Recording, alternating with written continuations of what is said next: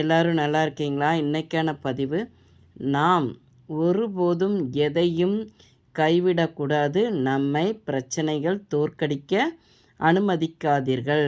இது அப்துல் கலாம் ஐயாவுடைய பொன்மொழிகள். கண்டிப்பாங்க நமக்கு வாழ்க்கையில் எந்த ஒரு விஷயமா இருந்தாலும் நம்ம ஒரு உழைப்பு கடின உழைப்பை கொடுக்கும்போது அந்த இடத்துல ஒரு பிரச்சனை வந்துருச்சு அப்படின்னு சொல்லிட்டா, ஐயோ இது என்ன மறுபடியும் மறுபடியும் நமக்குன்னே தேடி தேடி பிரச்சனை வருதேன்னு சொல்லிட்டு நம்ம அதை கைவிட்டுறக்கூடாது. எந்த ஒரு விஷயத்தையும் ஒரு பிரச்சனைக்காண்டி நம்ம கைவிட்டுறக்கூடாது.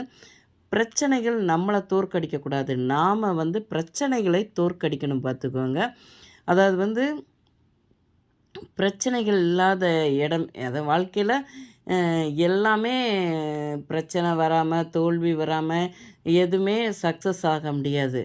பிரச்சனைகள் வரத்தான் செய்யும். ஏன்னா அது நிறையவே வரும்.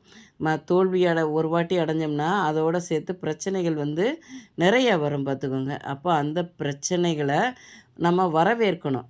என்னடா பிரச்சனைகளை வரவேற்கணும்னு சொல்கிறோன்னு யோசிக்காதீங்க.